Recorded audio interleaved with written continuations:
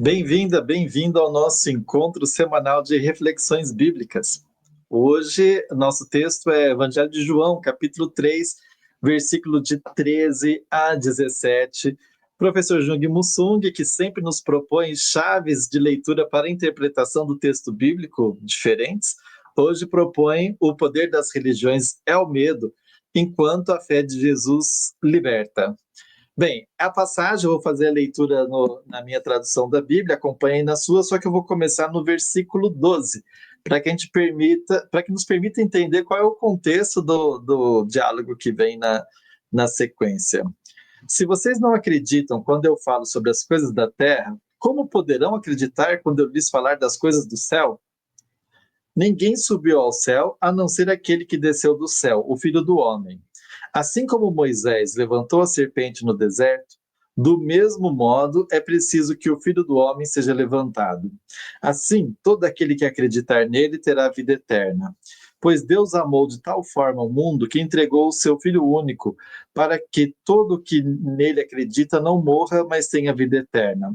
De fato, Deus enviou o seu Filho ao mundo não para condenar o mundo, e sim para que o mundo seja salvo por meio dele. Julgue, aqui a passagem, o tema central é o medo, essa relação entre medo e liberdade, é um diálogo, né? É o Jesus está respondendo a alguém, o Nicodemos, enfim.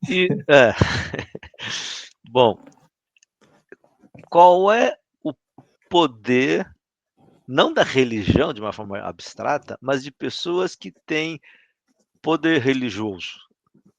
Sacerdote, bispo, pastor, padre e coisas desse tipo. É que se as pessoas não obedecem às leis de Deus, ensinado pelos pastores ou padres, você vai para o inferno. Esse é o poder. Isto é, poder de controlar o medo. Se as pessoas não têm mais medo da punição, para que serve a religião? Essa é uma discussão.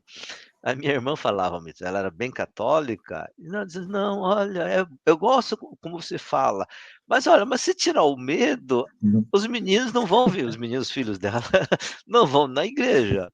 E é bom ir na igreja. Falei, eu acho que é bom ir na igreja, mas não para ter medo. Então, essa era uma discussão pedagógica, né? A gente levou bastante tempo essa conversa.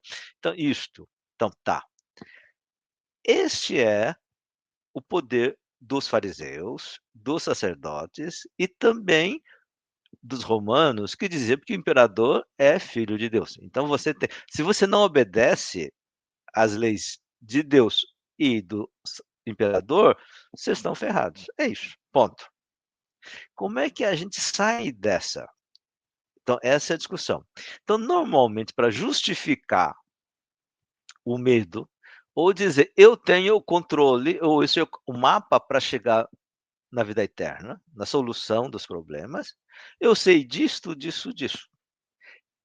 Aí o argumento do Evangelho de João é dizer, gente, esse pessoal ensina sobre essas coisas de que nunca viu. Essa frase aparece também no início do Evangelho de João, no capítulo 1. Também diz: ninguém jamais viu a Deus, exceto o Logos, o Verbo de Deus, que é Jesus, quando Jesus vem ao mundo. Por que isso é importante? Diz, olha, as pessoas usam esse discurso religioso dizendo, eu vi, Deus me mostrou. Né? E assim, ó, isso muito nas igrejas falam isso, né? Ontem meu Espírito Santo me falou. Como assim? Você tem que fazer, porque Deus me disse. E se você não me obedece, você vai para o inferno. Esse medo e esse segredo eu vi. E o que Jesus está dizendo? Não, vocês não viram. Então, o João, quem viu foi Jesus. E o que Jesus viu? E aí, para você saber por que Jesus faz e ensina, tem a ver com a missão de Jesus. Né? Para você saber, por exemplo, a gente está conversando aqui há muito tempo fazendo esses vídeos. Aí o pessoal dizendo: "Para que está discutindo isto? Isso é qual é a finalidade ou a, entre aspas, missão que a gente assumiu de: "Olha, a gente quer fazer isto". Ótimo. É isto que ajuda a entender. Então, por exemplo, por que que Jung e Alan ficam fazendo umas interpretações esquisitas do evangelho? Dizer, porque a gente pensa que há uma má interpretação do texto, e a nossa missão é ajudar as pessoas a ler com mais calma, e assim, não é porque eu vi, mas mostrar, olha, a frase de Jesus, isso, o texto. Então, Jesus, os evangelistas escreveram desse jeito porque tem uma finalidade de guardar o ensinamento correto de Jesus, porque já na época dos discípulos e dos evangelhos, já tinha muitas conversas. Então, nesse processo, aí vem a frase fundamental, né? Por que é que Deus enviou seu filho ao mundo? Finzinho desse texto, né? Não para que condenasse. É isto. Então, ótimo. Veio para quê? Para salvar. Não, religião existe para condenar, para punir. O medo, não. Por isso que o evangelho, eu sempre fala, Jesus veio, eu vim para trazer boa notícia e não medo. Então, assim, olha, a gente não entendeu o que é religião. Na verdade, a religião foi usado a religião foi usada para justificar o poder dos poderosos, dos imperadores, dos sacerdotes, para usar o medo da religião. Isso.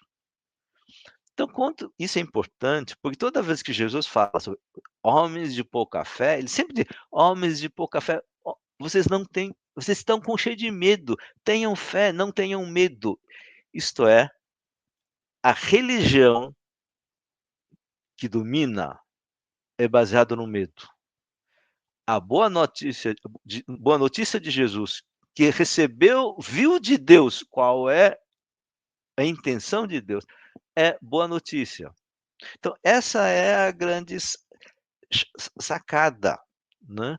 Então, nós não precisamos superar a noção de medo. Ah, tá, mas e para que serve religião? Então você não tem medo. Isto, essa a gente, o texto já acabou, mas no Evangelho vai continuar dizendo: se você crê no que Jesus ensinou, e como é que a gente entende o que se Jesus não fala do céu? Isso, aquilo que Jesus fez na terra. E o que Jesus fez na terra? Ele mostrou que Deus perdoa, que Deus ama, que a solidariedade é o caminho de encontrar Deus. Então, se você entendeu isto, você entende o que Deus é, ou quem Deus é. Se você não entende, por isso que eu digo, se você não consegue crer naquilo que Jesus ensina, que Deus é solidariedade, não adianta você ver. É isso o Jesus dizendo para Nicodemos. Vocês dizem que sabem de Deus, da Bíblia, etc., e querem que eu conte as coisas sobre o céu, mas quando eu falo as coisas de Deus aqui na terra, vocês não acreditam, são contra. Então, é a prática de Jesus que revela qual é a, a figura, o ser de Deus. Isso aparece na primeira carta, desculpe, no primeiro capítulo do Epístola aos Hebreus, né, quer dizer, de muitas formas, Deus revelou aos profetas, falou aos profetas, só fala falou, agora com Jesus revela a plenitude do ser de Deus, e o plenitude de Deus aparece aonde? Na vida de Jesus, isto. O A revelação de Deus, de quem Deus é, aparece na vida de Jesus. E qual é a vida de Jesus? De amor, perdão, solidariedade, compaixão para quem sofre. Se você não entende disto, não adianta você saber eu contar para você com quem Deus é, que vocês não creem nisto. Então esse é a questão central, né. Então, como é que então chega à vida eterna? Porque isso também que faz parte da esperança religiosa. Isso. chegar à vida eterna é ir no caminho de Deus. E no caminho de Deus é amor e solidariedade, e não medo e obediência às leis, seja do império ou seja, da igreja. E aí? Muito bem, eu quero aproveitar, quem está nos acompanhando até agora, se inscreve lá no nosso canal, se estiver novo por aqui. O pessoal que já está habituado a nos acompanhar, a gente quer agradecer, especialmente aquelas pessoas que escrevem os seus comentários, e a gente está sempre lendo sugestões, comentários, incentivo, etc., né? Porque, afinal de contas, os encontros, como o Jung estava dizendo, esses nossos encontros são encontros feitos para ajudar aqueles cristãos e cristãs que estão nas comunidades a refletir o seu pertencimento ao cristianismo a partir de uma certa tradição da teologia engajada na América Latina, né, Jung? Eu estou dizendo isso porque, de certa forma, a pergunta de Jesus, muitas vezes ela é a pergunta que esses cristãos e cristãs que nos acompanham nesse canal costumam fazer, né? Então, assim, mas se você não aceita o que eu falo, do que Deus diz sobre a terra, e aí a gente vai concordar nas coisas que Deus diz sobre o céu, né? Então, eu vejo que as pessoas que nos acompanham, normalmente têm essa mesma exclamação que aparece aqui no Evangelho de João, na boca de Jesus, respondendo ao Nicodemos, porque no fundo Jesus oferece uma outra perspectiva de Deus, uma outra perspectiva de compreender o segmento rumo ao reino de Deus, ou seja, a religião, que é pela salvação e não pela condenação. Não é condenar, é salvar, não é a morte, é a vida eterna, e propõe como critério, na sequência, assim, olha, quem pratica o mal, o ódio, etc., não conseguiu entender o que é esse Deus. Agora, ao fazer essa confissão de fé num outro Deus, num Deus diferente, aí também questiona as práticas tradicionais da religião, que normalmente estão associadas ao medo, a desobedecer ou está condenado, as coisas vão dar errada, Uhum. e quem teria o poder de fazer a salvação seria a instituição religiosa, né? Se Jesus anunciou um Deus que não tem interesse em condenar, mas em salvar, então a instituição deveria, a comunidade eclesial deveria se basear num outro tipo de relação que Uhum. não é o medo, tá? E tem que ser o quê? É o amor, a É, solidariedade, a justiça. e no fundo, as lideranças, as pessoas que estão dirigindo as comunidades religiosas ou a igreja, a pergunta é: para que qual é a sua função?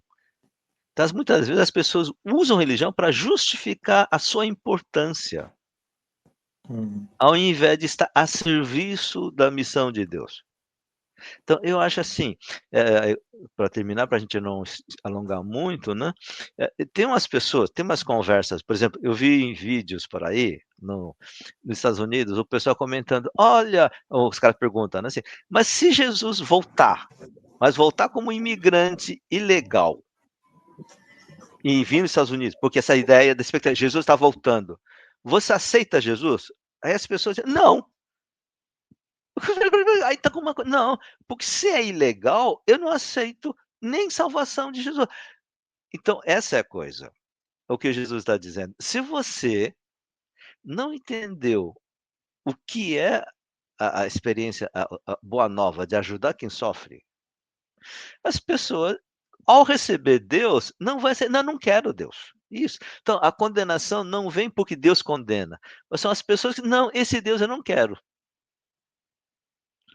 Isso, então a pessoa está condenada não porque Deus condena, mas porque as pessoas não aceitam a salvação de Deus. Não, desse Deus, dessa salvação eu não quero. Sobra o quê?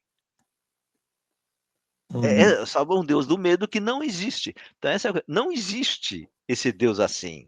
Isso é uma construção humana falsa, né. Então, Bem, essa com, vai, convenhamos que o Deus do medo, ele sempre organiza mais fácil, porque traz obediência, sim, disciplina, etc., né? E um uhum, Deus do amor, da esperança, por vezes ele depende muito mais de outras relações, uhum, mas de fato tem que ter essa coerência entre uhum. o que se anuncia como Deus do céu e o que se anuncia como Deus, do que Deus espera para a terra, né?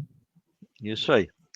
Vambora. Tá bom. Então a gente fica por aqui, nosso encontro termina. Jung, muito obrigado. Né? Até a próxima semana. Quem ainda não está na nossa lista do WhatsApp, clica no link que está no nosso primeiro comentário na página do YouTube. Tchau, tchau. Até. Tchau.